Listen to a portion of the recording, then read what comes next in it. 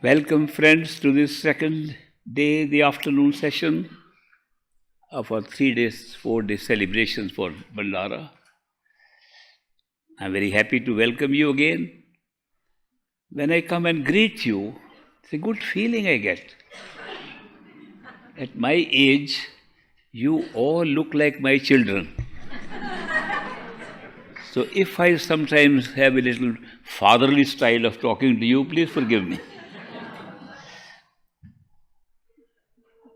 I'll answer a few questions that have been sent up, and I think Jonathan has written questions, so he'll read up a few.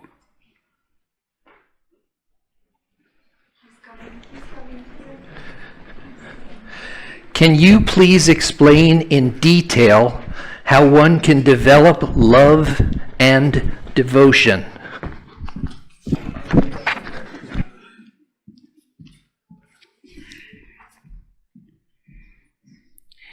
Can you please explain in detail how one can develop love and devotion? The detailed answer is you cannot.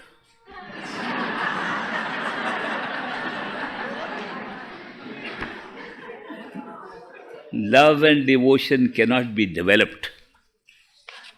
All things that we develop are developed by the mind.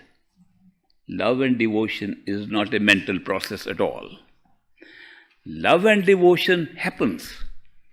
When we are experiencing love, we become devoted automatically. It's the power of love that pulls us and makes us devoted. It's amazing how love operates. We have had experiences, all of us, falling in love instantaneously. When you fall in love with somebody or you experience the love, do you fall in love or do you experience love? That's a question. Is there a passive and active role in this, in love? When you fall in love, somebody has pulled you. A Persian Farsi mystic has said, Ishq awwal dar dile mashuk paida mishwal, which means love is first born in the heart of the beloved. The lover is not the creator of love. The beloved is. Is the lover then a lover or a devotee? You can't distinguish the two. Because love is a strange experience. It pulls you, and at the same time, you become a devotee, and the one that you think is the beloved is the lover who pulled you. So it's a very simultaneous process.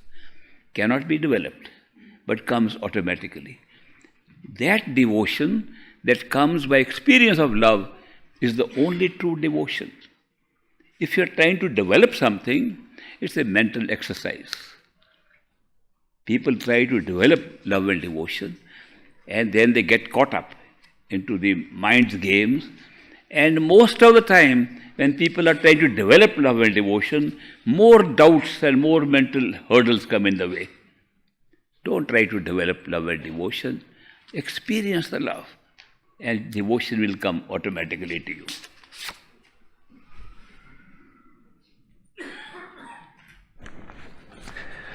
Any other questions? Many. Many. When we start listening to the sound, does it become louder? When we start listening to the sound, does it become louder? Yes, it does. It depends on which sound we are talking of. When we do the meditation of the sound, which means listening to the sound of ourself, not listening to any sound, listening to the sound of ourself, which is distinguished from all other sounds. We can hear sounds of outside sounds. We are hearing now. Varanatmak Shabd, spoken words, are also sound. You are listening to me right now. I am listening to you. I just listened to Jonathan reading the question. The power of listening does not belong to the ears. It belongs to the soul. We will keep on listening all the time, even when there is no space or time to listen. Listening is a very powerful thing. If you ask me a secret thing about how one can have the best meditation, how can one become an expert in meditation, my simple answer will be become a good listener, the best listener you can be. Listen to everything with attention, because when you start listening, the capacity to listen increases. You are also then capable of listening to your own self in meditation. When we do meditation and want to listen, and we don't have enough practice, the first practice is that when we are repeating words of the mantra or simran we have been given by a master, and that's one purpose of giving word to repeat with the mind, not with the tongue. People who sing loudly, chant loudly with the tongue are not pulling their attention inside at all. They may get peace of mind, they may enjoy the song, they may enjoy the words, but that is not an exercise for pulling attention inside. Only when you listen with and speak with the mind and listen with the soul, your attention is pulled in. What does it mean, speaking with the mind and not with the tongue? It means that you have to replace thoughts. When you think, your tongue doesn't move. Words are still there in your head. Those words that are in your head are the words of thought. You listen to those thoughts, you listen to those words, but no tongue is involved. When we try to repeat words taught to us, you will notice that we try to speak with our tongue. Sometimes when we try very hard to start speaking with our mind, tongue still moves a little bit. It takes a while to only speak with the mind and listen. That's the proper listening even of the words. Speaking with the tongue does not have any real value in real meditation. Our Saint Kabir has said, Mala to kar mein phire, jeeb phire mukh maahe, manwa to chahu dish phire, ye to simran nahi. If you are holding the beads in your hand and moving them, tongue is repeating the words of mantras, mind is roaming around all over the world, this is not called simran. Don't think you are doing simran at all. That is why there is a stage by which we go and become proper listeners of the sound within. Listening outside, we become listeners. Listening with attention makes us better listeners.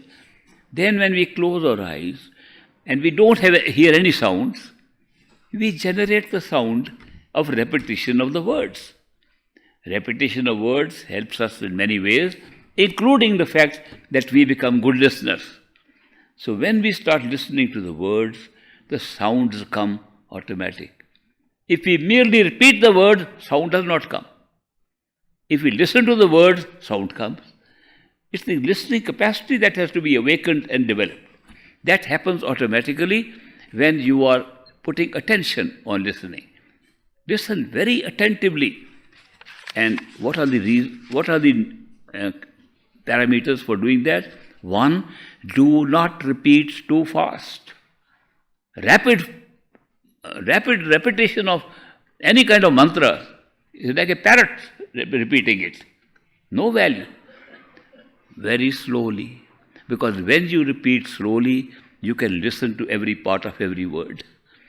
Then, if the word has more than one syllable, listen to each syllable. That means you are involved. Your attention is involved in listening. You become good listeners. If you do that, I can assure you, you will be able to listen other sounds in the head automatically. People have said, we have been meditating for a long time, never heard any sound. But you didn't develop listening. You are trying to listen to something with your mind speaking and your mind is somewhere else.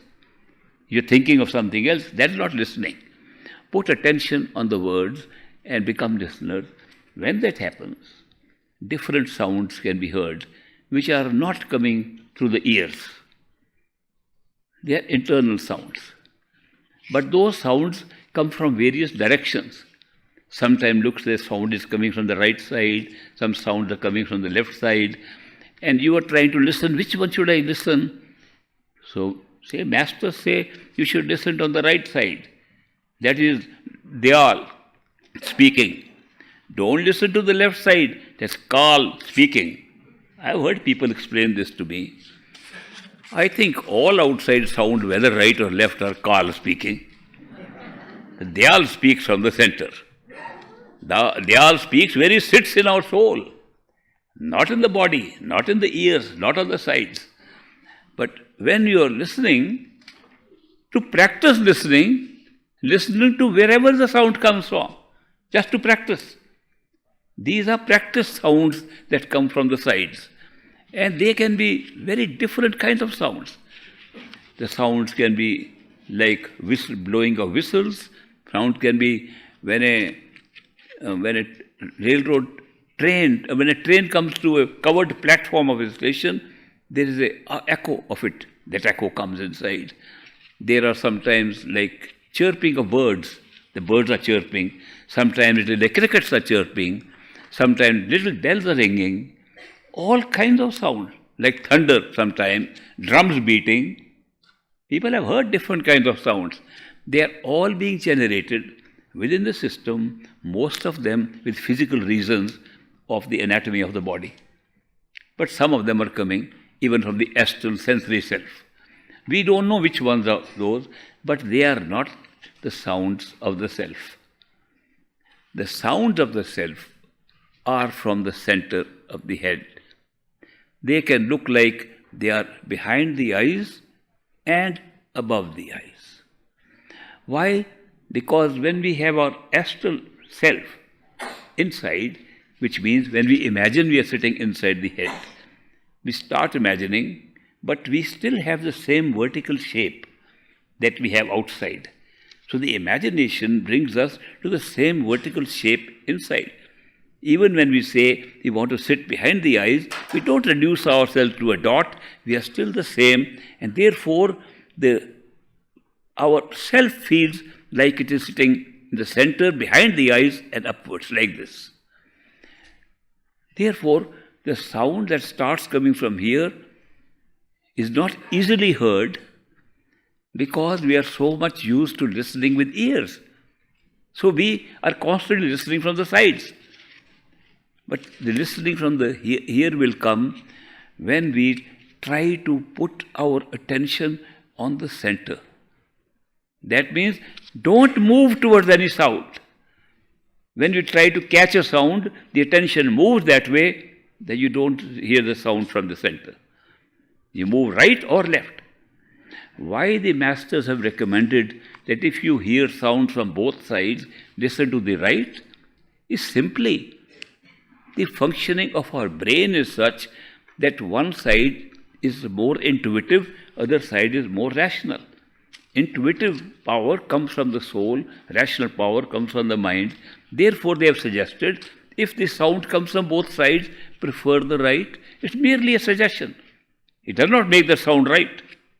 I have met my friends who spent 20 years listening to the sound from the right.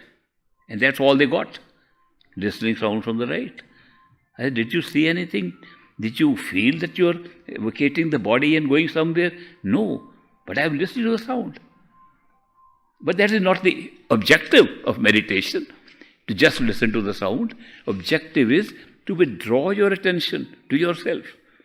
Therefore, what actually happens, these sounds, when you listen to them, naturally you put attention, they become louder. Any sound can become louder. Even outside sounds. You go to an orchestra and there are different musical instruments playing. You like the drums more.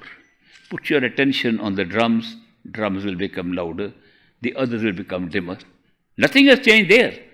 Your attention can make anything louder.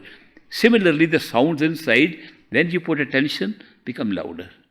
The sound of the self, which we do not come to because we are used to listening to the ears and are scattered all over, takes time. And to start with is a very dim, feeble sound at a distance. It looks like far away something resembling a bell sound. Far away.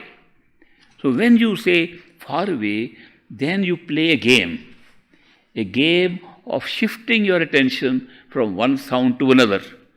Play with the sounds. Now you can play with this sound, now with that one, now with this near one, now farther one. If you do that, and don't stick to what is happening and just sit there, you play with your attention. You put your attention on the weak sound coming from far. And that weak sound also starts becoming louder with your attention. Ultimately, it becomes the loudest sound, and other sounds are becoming so dim you don't even hear them.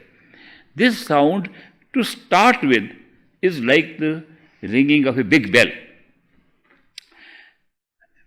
Big bells ring, dong, dong, dong, with all that beat in it. As you listen to it and become louder, the dong increases in length. Dong. They were shorter, become longer. Ultimately, it only becomes one long peal. And there is no beat in it. At that stage, you will find that you are being pulled completely by the sound very rapidly. It's the fastest way to pull your attention from the physical to the astral. And I don't recommend that. I don't recommend that you should listen at that rate that you're suddenly pulled, because it frightens. It frightens us, because the experience is like dying. I remember my own dad telling me, he was also initiated by a great master, and he was very keen on it, and he practiced meditation rather seriously and too much. So when he heard the sound, and the sound pulled him, he was almost being pulled out of his body. And he said, I'm dying. What kind of meditation has this master taught me? He said, never again, never again. I am not going to commit suicide. And this is a way to commit suicide, what he told me. And he stopped meditation and went back and told the great master, Master, what you taught me is killing myself. That's not the spiritual way I thought you'd be teaching me. Great master said, let me tell you some statistical fact. People can die anytime. People can die while having a cup of tea. People have been talking, in the middle of the talk they have dropped dead. Isn't it strange that nobody has ever died, ever, while hearing the sound inside? Why are you afraid? Doesn't the statistics help you that nobody ever died and you will not die? He said, I am still afraid. He said, okay, supposing you die, what do you expect? He said, I hope you will be there. He said, I will certainly be there. That's our deal in initiation. Then he said, take it easy. You don't have to rush through this process. Don't forget, this moment in your life has not come at a particular time in this life. It has come after several thousand lives. You have spent millions of years already before you got this opportunity. So there's no rush about it. It takes a year, takes 2 years, takes 5 years, take a lifetime. It's very fast. Don't worry about it. But go, what he called in his words, darja ba darja, stage by stage, step by step, slowly. If you hear the sound, you pulled a little, good. Next day, little more. Then third day, little more. There is no fear. Then you realize what is happening. And you get accustomed to it. We get adapt to anything. So this adaptation is necessary if you are listening to the sound. But certainly, what makes the sound loud is your attention on it.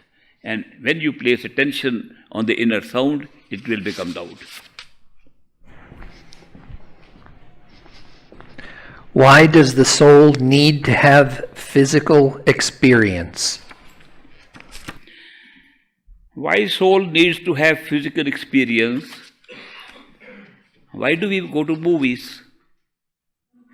We don't need to. Why do we love movies? Why do we love drama? It is a natural thing for consciousness to be conscious of something. It's a natural thing. The nature of consciousness is not nature of you, me, soul, or anybody. Nature of our totality. That consciousness has to be conscious to exist. Its existence, to call it consciousness means it is conscious of something. And that something is called creation. Therefore, it's not that once upon a time there was a creator sitting alone. He said, now let me create. That's not the truth. The truth is the creator-creation are a continuous thing. The creator-creation. If we understand that the creator is consciousness, then consciousness and that to be conscious of existed simultaneously all the time. So that is why to be conscious of something, that means to be creative, is natural to consciousness. All levels of experiences, not necessarily physical. There are so many experiences, amazing experiences. The first experience, which is automatic and generated by consciousness, is the experience of the one and the many in one. Difficult to understand here, but it's an experience in our true home, in totality. Total consciousness is consciousness and units of consciousness inside. The units of consciousness we call souls, and consciousness we call creator. What was the need for consciousness to have the many to start with? Physical comes much later. The need was to make its true nature, the true nature of consciousness per se, was love, total knowledge, total bliss, true nature. If that were not the true nature of consciousness, I would not be interested in going to totality. The true nature is so beautiful. The total love, total bliss, total awareness, total knowledge. That's big goal. It appeals to my consciousness here. Therefore, we set our goal on our true home based upon the nature of our totality. Now, if the nature of totality is, say, love, it does not make it an experience of love. It is love. When you have the many, it becomes an experience of love. People become lovers and beloveds, as souls, as units. Within totality, you can experience so much love. Experience. The experience is not generated till the many is created. People ask, why were many souls created? That's the reason. That the many has made something that was innate in consciousness into an experience. Once that has happened, it can be expanded further. The expansion of experience, the word expansion I am using, is itself, as we understand it, expansion into space and time. That's the biggest expansion that can take place. So, a little equipment we add to ourselves by creating it, called the human mind, or mind itself, or universal mind. A machine that can generate and make the illusion of time and space into real experience. It's a wonderful thing. The many who are in totality now experience an expansion of experience through the mind. That's beautiful, wonderful opportunity to go so vast that we can go wherever we like. And how do we experience? How do we experience? Consciousness can experience in many ways. How does it experience? The first experience of love is completely indescribable. It's a great pull. Pull that holds you together and also keeps you separate at the same time. Beautiful. How does it work when time and space are created? It still pulls us within that. Everything pulls each other. Everything, objects, people, animals, everything created is attracting each other. People are trying to understand gravity. They haven't understood. If they go there, they'll understand gravity is just the pull at the mental state first created, at universal mind. When you see that universal mind copies, it's creative as something to work in now, time and space. It works the same principle as the original totality. Totality individuated itself to make souls. The mind individuates itself to make individual minds. So the experiences, mental experiences, become many because of the many minds. Great development, greater experience. Perception is being done through the mind. Consciousness is conscious through time and space, through the mind, and is perceiving what is creating. Wonderful. It's a great experience. To enlarge the experience further, perception, which is experience of what has been created, divided into sense perceptions.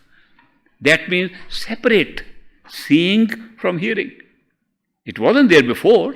At the mental level is one perception. Mind perceives total. But the sense perceptions divide it.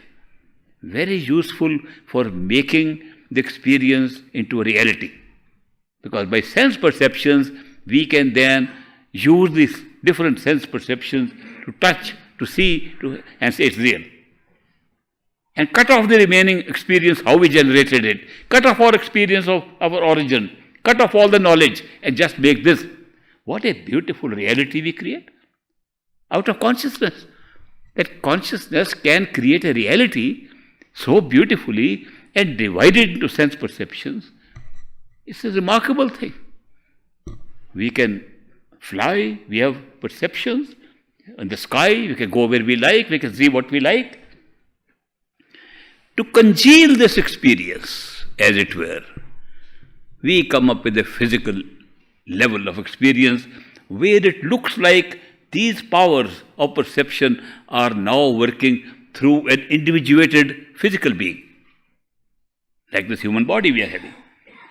It's the process that has come down to this level, that we can now experience the reality in this level.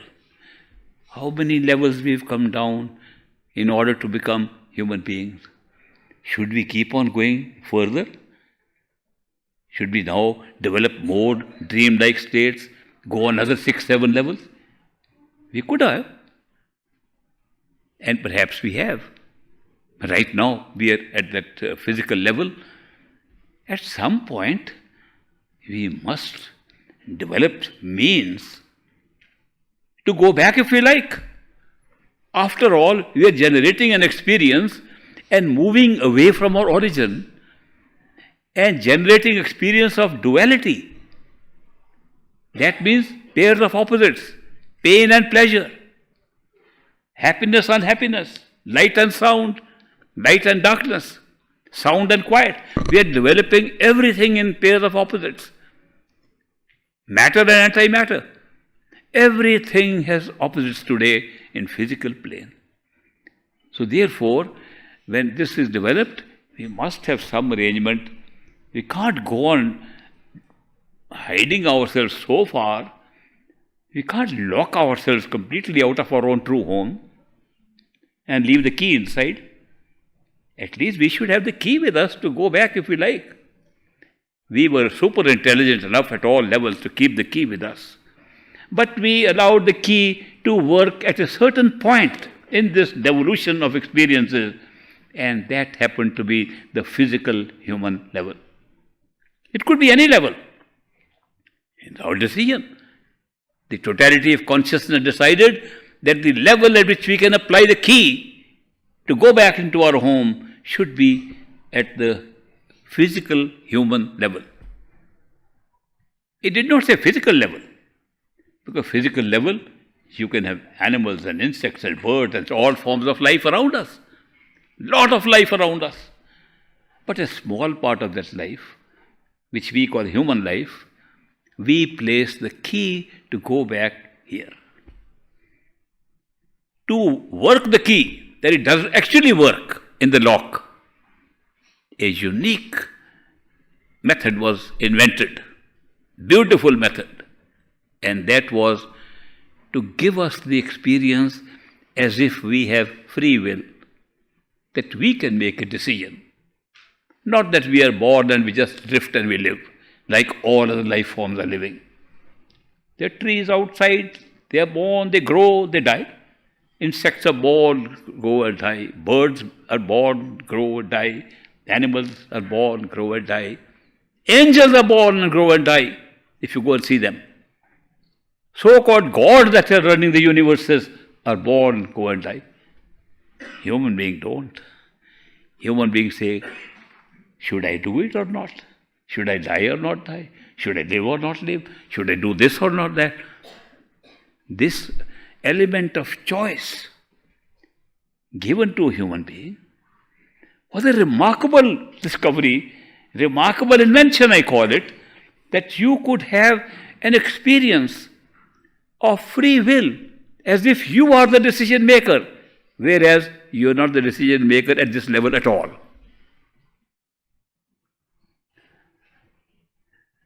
If the life has been set for all forms of life in advance, it's also set for us. From birth to death, our life is predicted. I have met many people in my life who made great predictions about what will happen, and it happened. How could they make a prediction if the thing that they say will happen has not already happened? It's not that they are creating the new condition, they are able to see it. There was a Swami in India, and he used to have visions. And the visions were always correct. But he had no control over the visions. I had many meetings with Swami. And he said he has no control, but the visions come and he can see things. Amongst many visions, he predicted that a South Indian person will become the Prime Minister of India when the Swami was only a young boy in a village in Rajasthan, and Narasimha Rao was the person whom he told, and he became Prime Minister, which was unexpected. All Prime Ministers were from North India. But he had a vision that this man who's come to see him is sitting in the Prime Minister chair. This Swami became a friend of mine. I used to talk to him. When Gore and George Bush were fighting in the United States for presidency, and Gore was leading in votes, I said, who will become president? He said, I had a vision. George Bush will be your president. And I said, are you sure? He said, I've seen him at his, that's the word Swami used. I have seen him at his coronation. There's no coronation in America. I said, Swami doesn't know about it. He said, I have seen him in his coronation. Later on, the whole tie was left to Florida votes. And Florida, when the vote had, the Florida Supreme Court ruled Gore to be the winner. I called the Swami. I was in America. I called the Swami in India. I said, Swamiji, wrong this time. This time Gore is leading. He said, George Bush is the president. I've seen him at his coronation. The Supreme Court of the country, by vote of 5-4, declared George Bush to be the president with a minority vote in the country. The Swami was right. George Bush appointed Dick Cheney as his transition officer and vice president. And I heard Dick Cheney, as transition officer, explaining the arrangements made for the inauguration. And he said, and thousands of people heard him say, we will have the coronation on that date. Use the word coronation. How does the Swami know? If this thing has not already happened, the Swami can't know it. There was a lady I met at Spiritual Frontiers Fellowship early on, maybe many years ago. She lived in a town called DeKalb in Illinois. And from birth, she used to have dreams of something that will happen later. And things would generally happen after a week. So she began to write a journal of her dreams. Every time she had a dream, she would write it down. And after a week, 10 days, 15 days, things would happen. And she would mark them. This actually happened. And she was very right. And she couldn't explain where is it coming from. It's a dream-like state.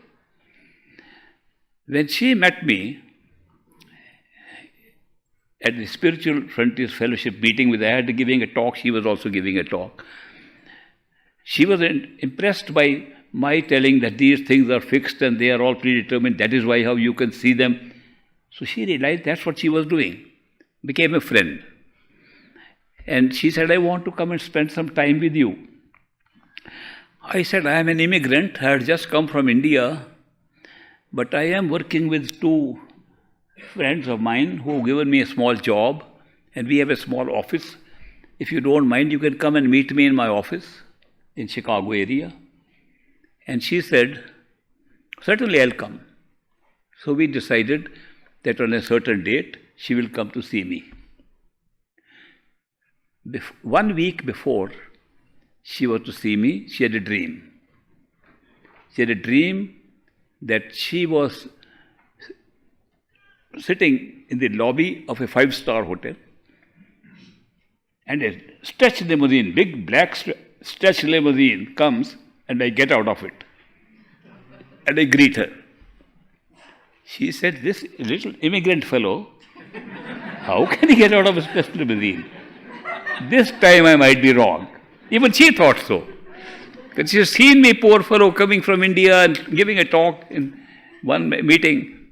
And people are trying to support me. How can we take care of this little fellow come from India after retirement from jobs?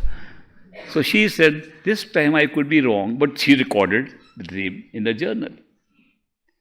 One day before she was to come, my partners in business told her, we are not going to meet in the office, we will meet in that 5-star hotel, which she had seen in the dream, which surprised her. She went to the hotel and waited in the lobby. And few days before she came, my partners and I, we had made good money selling cookies, but healthy cookies. They sold well. She was surprised when we came up in the stretch limousine. I got out. As soon as I get out, she walked to me with a journal in her hand. This is my dream. And she had recorded it 1 week earlier. I can tell you so many situations, so many people have had these experiences of being able to see the future, sometimes just a glimpse of it. During my service, at one time I was in charge of a district as a district collector, deputy commissioner they used to call it, in Kangra district headquarters, Dharamsala, where I had a chance to receive the Dalai Lama also.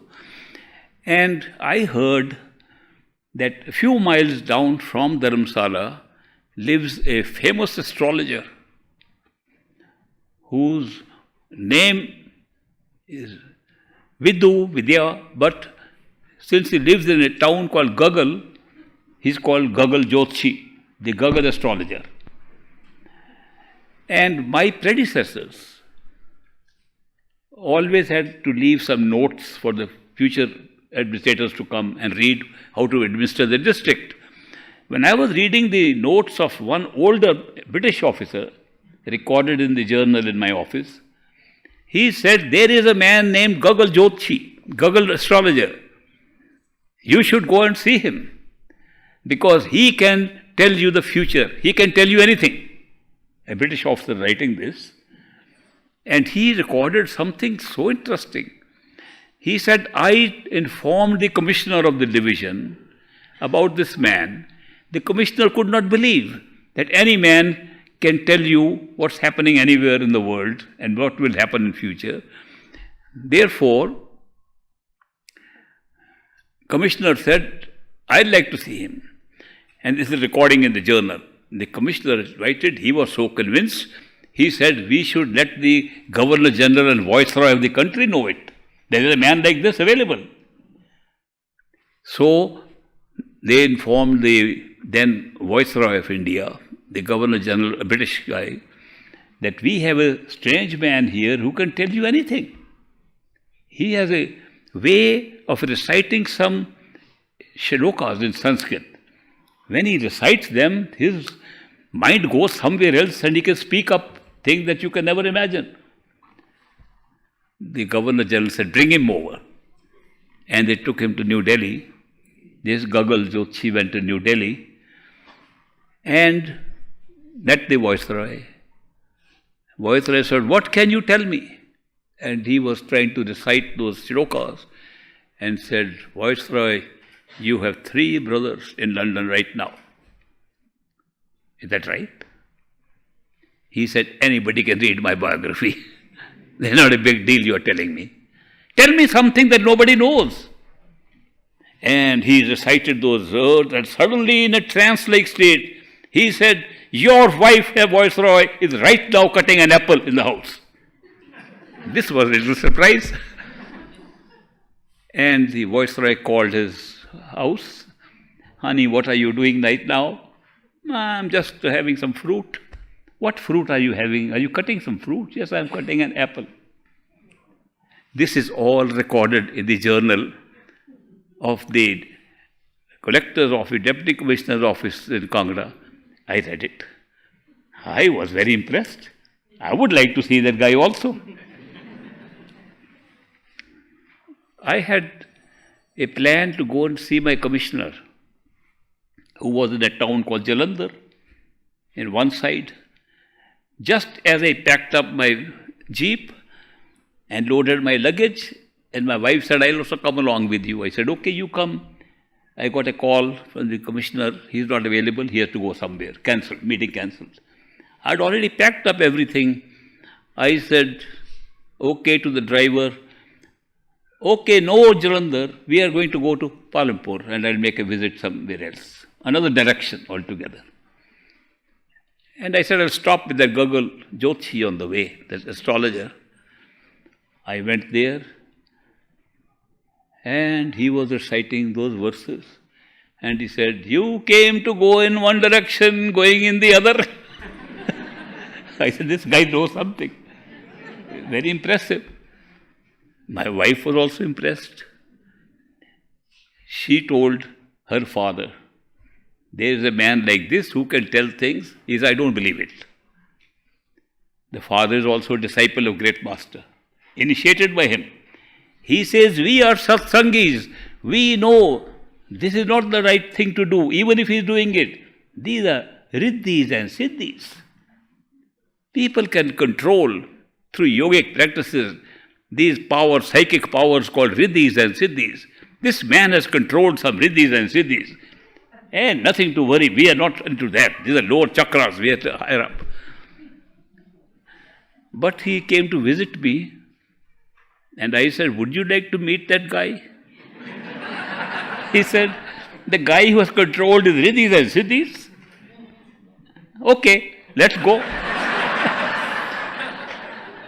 I drove to Gagal Jyotish with my wife and a couple of other friends also. And when we went there, he was reciting the shlokas. With his eyes closed. In the middle of the shlokas, when we were sitting, they made us sit there waiting for him to wake up from his trance. While repeating the shlokas, he said, okay, you think I am controlling riddhis and siddhis, have you controlled your wife? My father-in-law was so alarmed. And he began to repeat. He said, this may be negative power. He began to repeat the 5 words given by Grandmaster. And that man in his stage began to repeat the 5 words. You think these 5 words are going to change it? Amazing experience. And then after a while, he opened his eyes. Oh, you are here, welcome. I said, how did you know 5 words? He said, what 5 words? He had no idea whatsoever. He had no idea what he said. He had no idea he could predict these things. Therefore, the point being made is, if these things were not already there, you couldn't speak about it. Nobody could. If it was really totally free will, we would decide the future, and future cannot be predicted. The future has been predicted again and again. Therefore, there is no real free will in the sense that you are actually making a choice. But the experience of free will is real. How is it enforced? By ignorance. Ignorance of the future. Simple device. Here human beings are blessed to have the key by which they can open the door to their true home, and they have to be given a device of free will. And free will cannot be generated when the whole thing is already created. Therefore, make them ignorant of the future, and they will feel we have real free will. That's how free will operates here. But it's very useful. It is the key. If we did not have free will, we could never seek anything. The seeking comes from free will. Should I not? Am I right in doing it or not? These things happen along with our mind. Mind is searching for answers. Soul is seeking for the truth. Soul is always seeking for going back when we are ready for it. If we are not ready, we are enjoying the experience, lifetime after lifetime. When we are ready, the soul uses this key of seeking. When it seeks, if it seeks its true home, a perfect living master appears in the life of that human being. It's as simple as that. Very good, well prearranged method to open the lock and go back home. A great device made at this 6th physical level. Good level, could be made anywhere, but I am only telling you the pattern which has been developed so beautifully.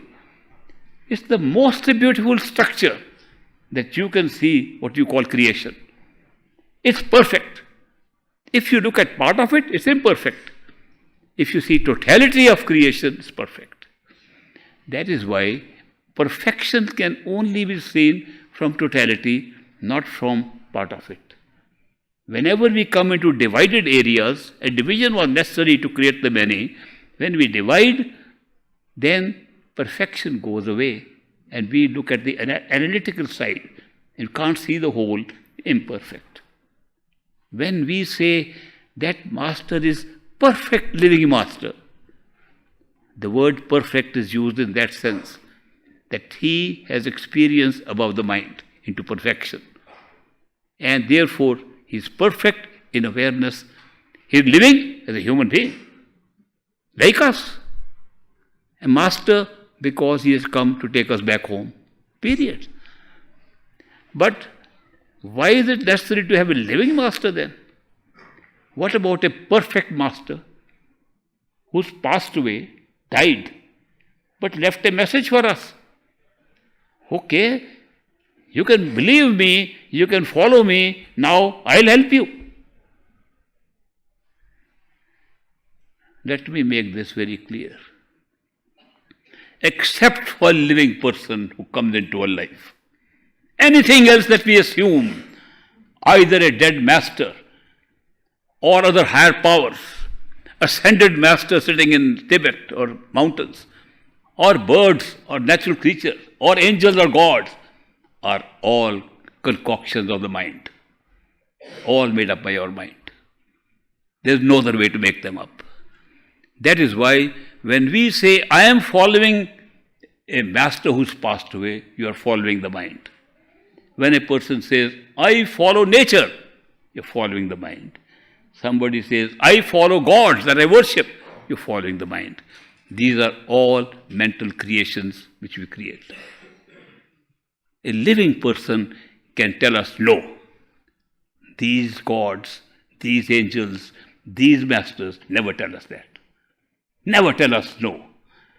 Living person tells us no. We are living people.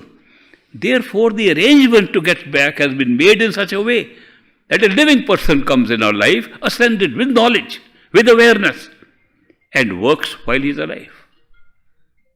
Therefore, masters have themselves said that you need a living master to get this key to work, to go back to your true home.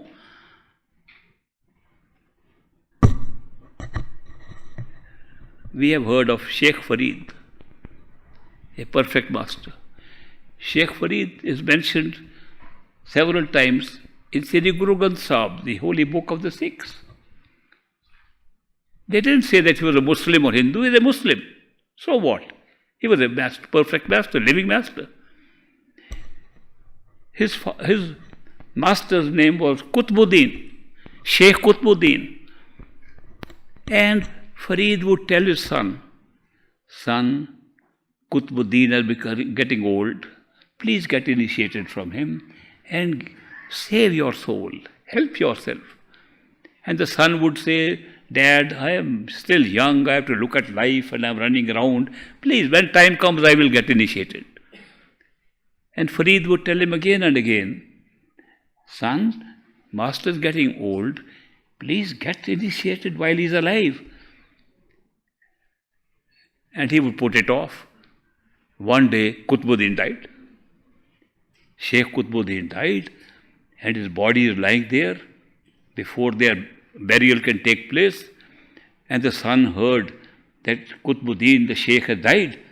He ran and shaved his head, which used to be customary for getting initiation from a master, and he put his head, shaven head, on the feet of the dead body of Qutbuddin.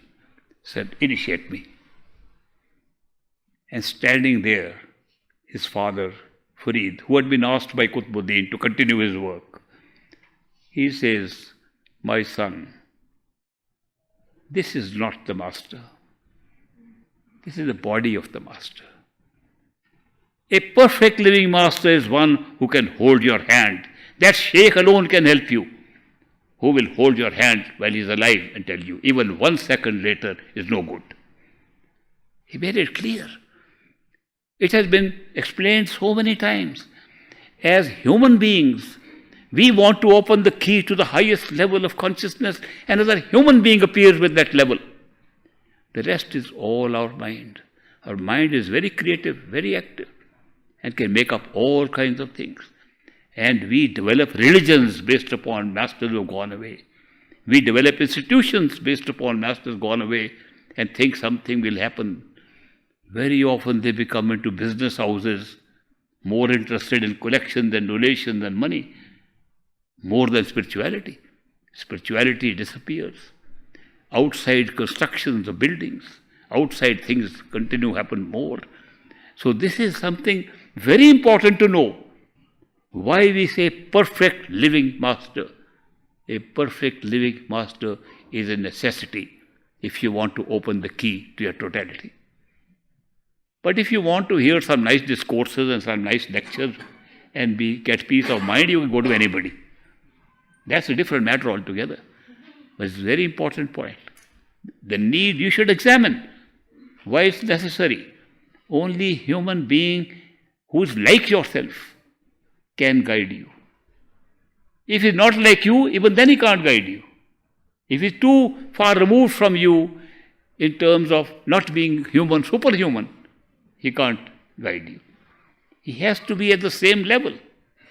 It's remarkable how when these masters have come, how they have adjusted themselves. When they talk to poor people, they act like they are poor people. When they talk to rich people, they talk like rich people. When they talk to intellectuals, they come up with intellectual stuff. When they talk to simple folks from the villages, they talk like the village people. This adaptability in those human beings is remarkable. I've been watching this. I'm watching Great Master, how he was able to adjust himself to exactly who he was talking to. So this particular thing is of great importance, that how perfect living masters have to be human. Why did we have need to come physical experience? Because of the nature of consciousness, and we designed it so beautifully. It is not a necessity. It was not necessary to create a physical experience. You could create any other experience.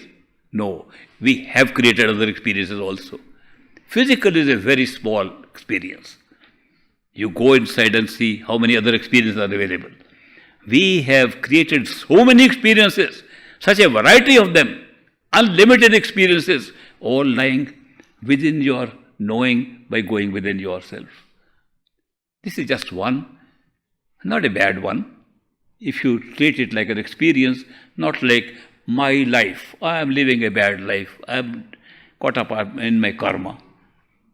Karma was merely designed as a means of linking events together. Because this life was nothing more than events placed upon a timeline. Timeline was created first, events were thrown upon it, linked together, cause and effect. That's karma. There's nothing special about it, just a method of going through events. Life is nothing more than going through events, and they get linked to one cause and effect. When we add a dimension, a mental dimension called the moral dimension, we divide those events. It's an artificial division, but we divide it good and bad. Actions, good and bad. Result, according to the law of cause and effect, good, you get rewarded. Bad, you get punished. Just a means of setting up a good drama. Had been set up very nicely. So sit inside on a comfortable chair and watch the drama. Don't get so involved in it. Any other questions?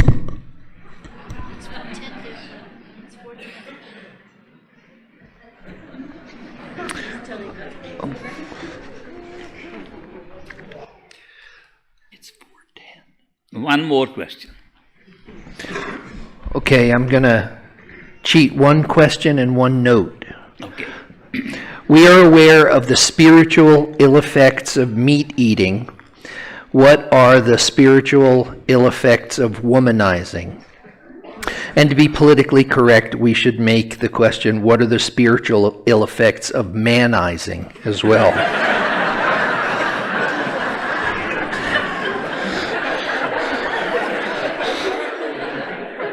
And then just a brief note for you before you answer that. I love you, but I do not know how to say this without using I. So, love you and love you.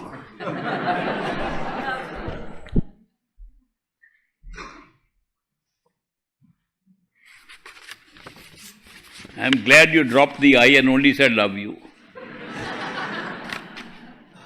We are aware of the spiritual ill effects of meat eating. What are the spiritual ill effects of womanizing? Whether it's meat eating, or womanizing, or stealing, or robbing, or murdering, we have defined what is good, what is bad. The definition is given by the mind, not by the soul. Soul has never divided anything, it's just experience.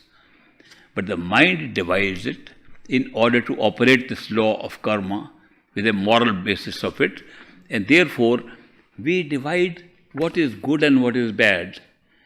And this good and bad is carried in our mind, not in our soul.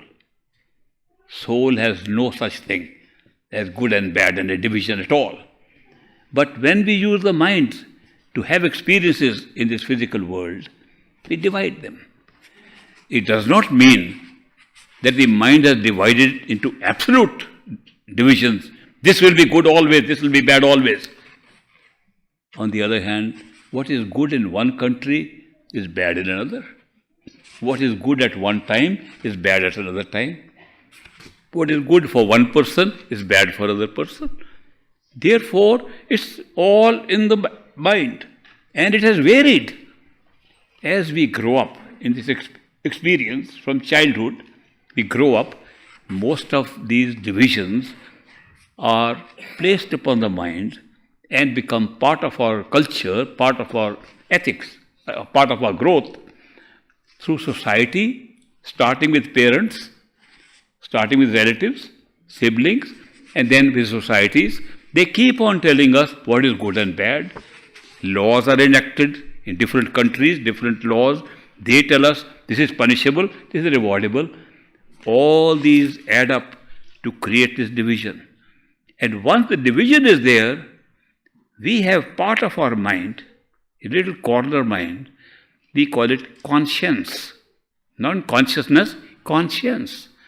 The conscience says, if you do something wrong, I am disturbed. The mind says that. I am disturbed. Do good things. Don't do bad things. The rest of the mind says, bad things look better. Conscience says, no. This debate is going on. We say, I'll be a good person, and we do all bad things. People write to me, I am going to stop this thing.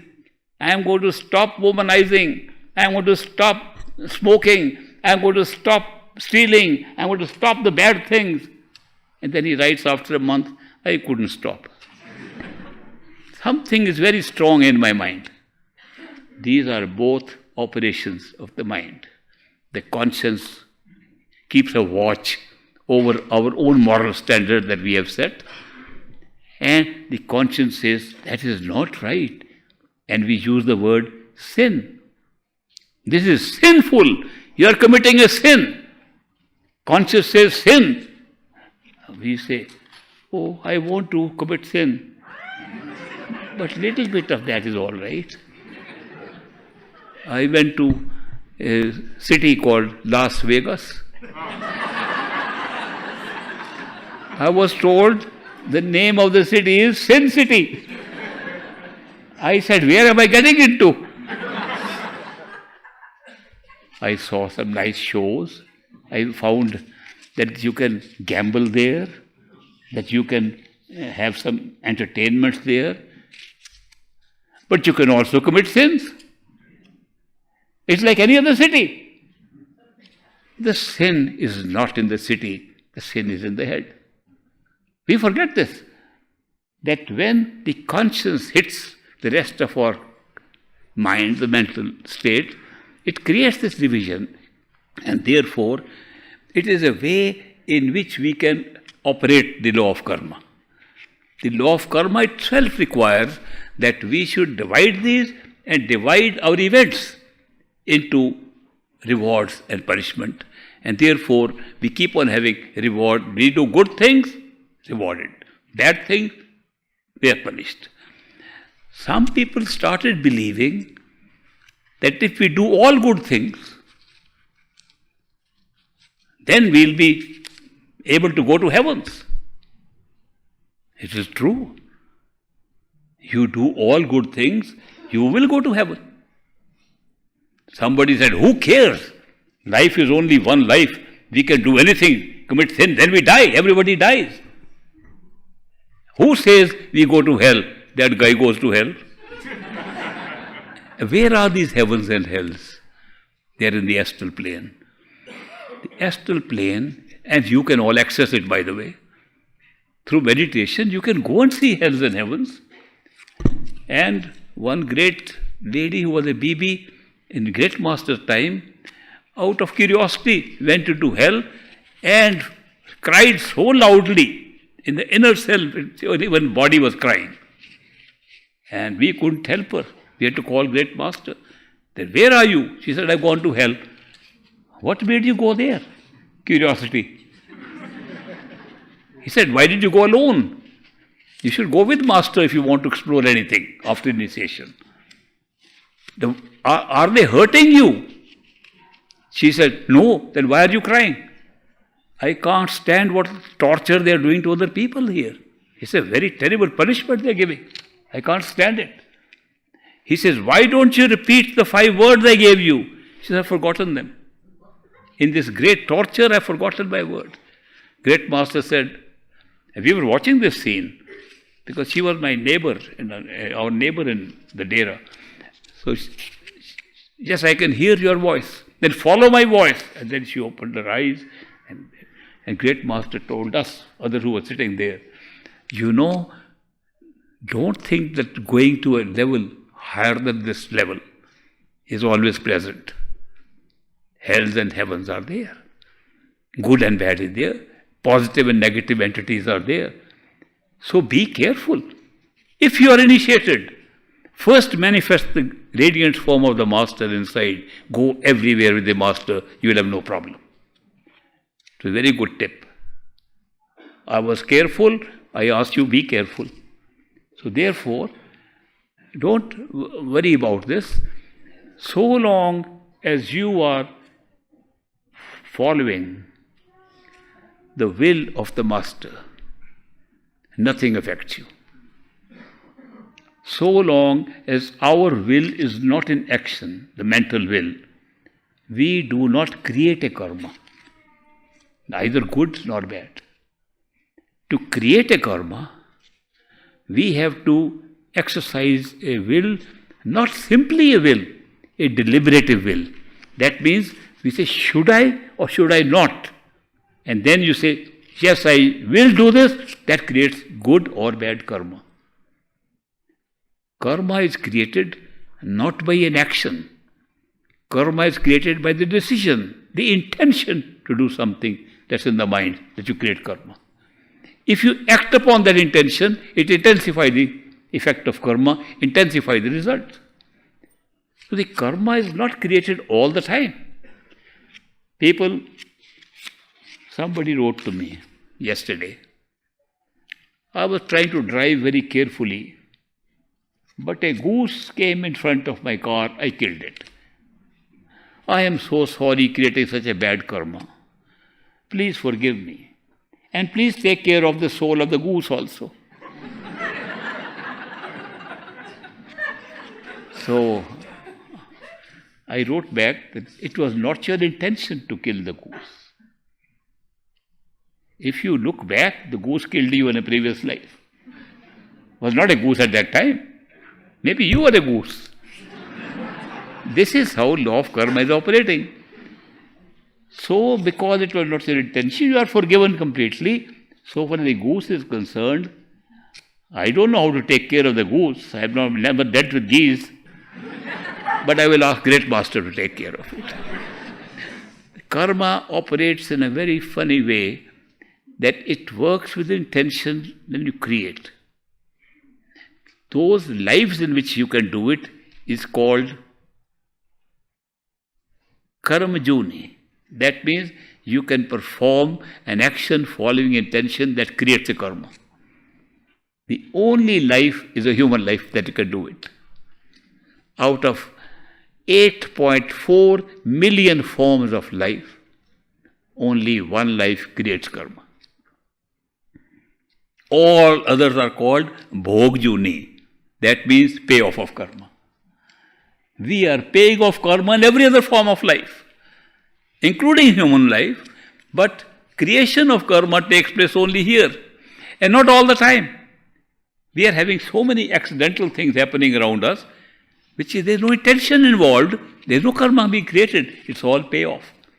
Can you imagine the time we spend in actual clock time that we spend in creating karma is very little. But we create so much karma that we can be here for several lifetimes with one lifetime's karma. That is why this karma that we create, which we call Kareman karma, that means we created karma by us.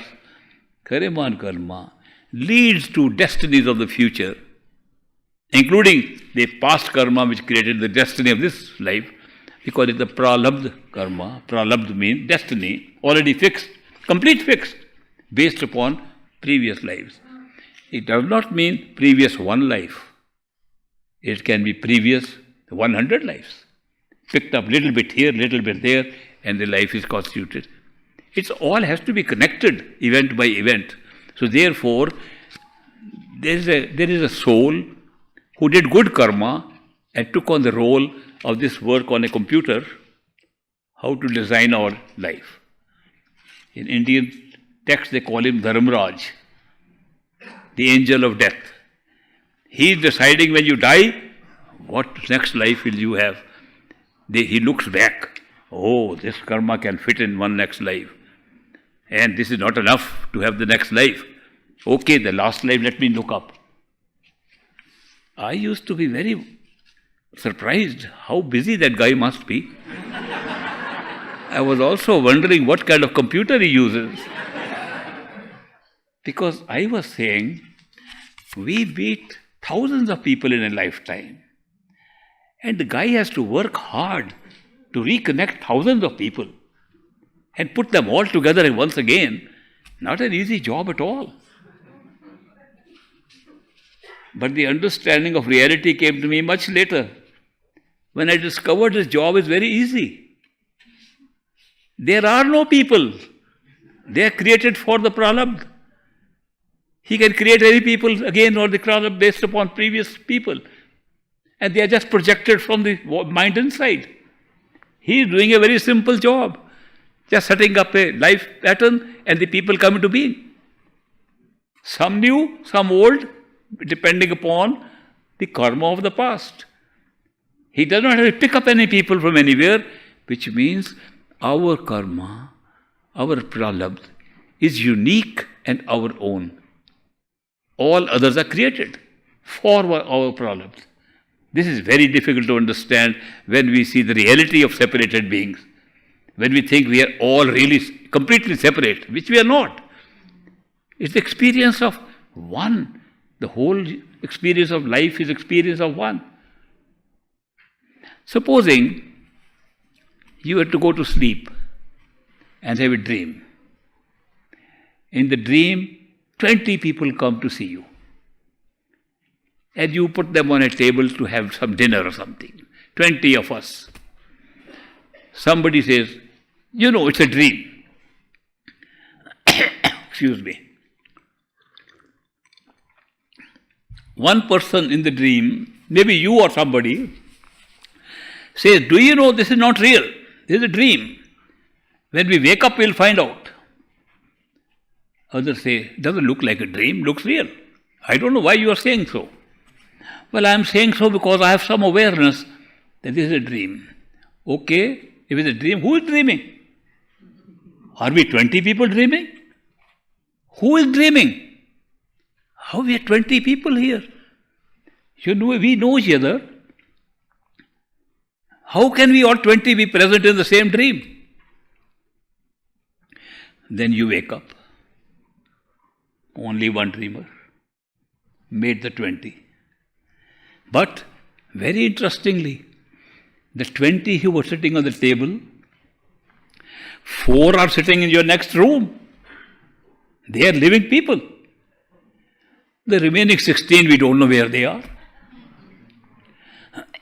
Is there a difference between those 4 and the 16?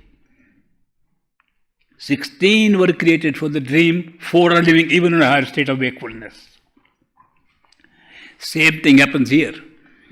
When you wake up to the highest levels, you will discover that so many souls at that level also participate in the dreams or the creations at lower levels.